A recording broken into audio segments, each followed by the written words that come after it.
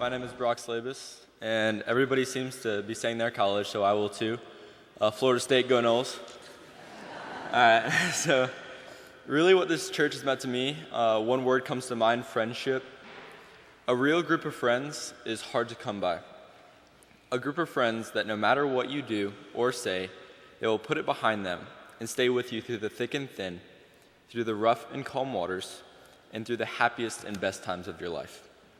The ones that if you feel left out, will make you be included, or the ones that will teach you something that you might not have known before. A good friend once told me, friendships are like diving boards. You are scared to jump off at first. You do not know how the water will feel or what lies below. The thing is, though, sooner or later, all fear is gone and you just go for it. You jump. Whether this jump was at age 5 or at age 10, you just jump. You want to jump again and again, feeling that wind rush through your hair right before you hit the water. Now, what does this all have to do with friendships? The water is the other person, full of mystery and suspense. You have to put all your trust in a person you just met and go for it. Sometimes the water might be too cold, or sometimes you land in not the best ways and doesn't turn out well. But that is life. Sometimes not everything is perfect, and some friends won't be the best friends. But we get through it. We paddle every way possible to get to the side of the pool, get out, shake it off, and jump again. This not only applies to friendships, but it applies to my faith. Putting your trust in what is above, the great unknown, something you cannot see, but believe that is there. Something that will catch you after death, something that comforts you when you're sad, and something that guides you to truth when you drift off. That something is God. Putting your faith in God is putting your faith in the water. Yes, there will be challenges, and yes, there will be times when you just want to climb down that ladder and succumb to that fear. But you have to keep pushing, jumping, and letting that air rush through your hair.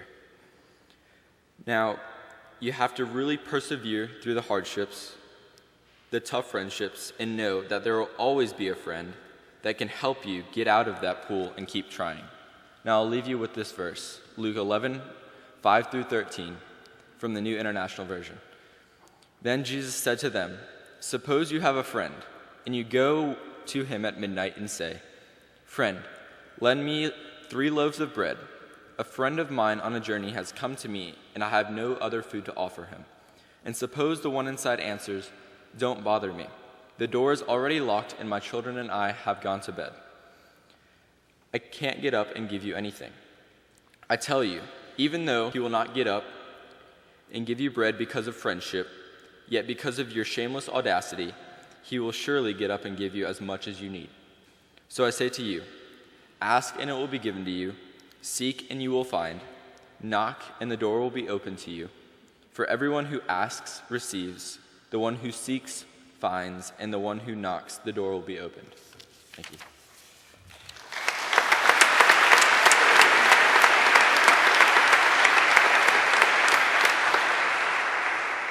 Good morning. My name is Grace Hudson, and I'm a senior at Dunwoody High School, and I will be attending Auburn University this fall, much to the dismay of my dad, who might be the biggest Georgia Bulldog fan that I know. But War Eagle. So when Lane asked me to speak about how the church has influenced my faith, I knew exactly one word that summed it up, and that's family. The definition of the word family, according to dictionary.com, is a basic social unit consisting of parents and their children, considered as a group, whether dwelling together or not. And I think that's exactly what you can find here at DUMC. I participated in so many different parts of what this church has to offer, and every single member here makes your faith journey effortless with their love and support. I'm so incredibly blessed to have role models here at church who have molded me into the Christian that I have become. Now I want to talk about how I got to this point in my faith. I'm kind of loud and outgoing, and I've always been very headstrong, and it's hard for me to open up to new ideas, especially things that involved my relationship with God. And it seems like every year students come up and talk about how they had that one defining moment where they knew Jesus. And I like to think my story is a bit different. I've been going to this church for as long as I can remember, and I've always had someone guiding me and helping me figure out what God has in store for me. whether that was my Sunday school teacher giving me the lesson, Robert Edwards, Miss Cindy, and Mark Lambach helping me pursue my dreams on stage, or Lane, Andrew, and Alan knowing exactly what to say to a group of teenagers who did not want to wake up early and go to church that morning. The youth group here at DUMC is particularly amazing because it has the power to bring teenagers together to worship, which is sometimes hard to find when we're finding ourselves. But it has built the foundation of faith in my life. Each and every person who has encouraged me or motivated me to help find God and having my own family, as well as my church family, has helped me to be someone I can be proud of, someone that I hope can inspire others to seek God's glory and be his disciples the way my family has for me. So I don't think I've ever had that sudden shock where it all seemed to make sense at one time in my life. And I don't know that it will ever completely make sense. But despite all of the hard times I've had throughout my journey so far, I know that God has a plan for each of us, and he will never forsake us. To remind myself of that, I read Jeremiah chapter 29, verse 11. For I know the plans I have for you, declares the Lord, plans to prosper you and to not harm you, plans to give you hope and a future. The people who have raised me and always been there to pick me up when I couldn't seem to find my faith are just proof of God's love. I believe that growing up at DUMC has only helped me strengthen that love for God and helped me spread that love to others. Because of that support and help from Steve Fortenberry, I have helped lead a small group of high school girls to guide them through their faith, as well as being able to sing at the Fellowship of Christian Athletes every Friday morning at Dunwoody High School, all to go and tell others about who we are as Christians. And even as I move on to a new chapter in my life, I know that God will be there with me every single step of the way.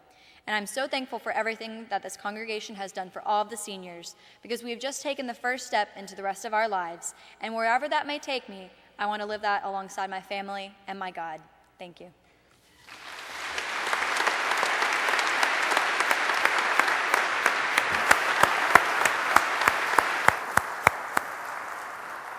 Well, I hope that you have been as inspired as I have been this morning. And just to let you know, these are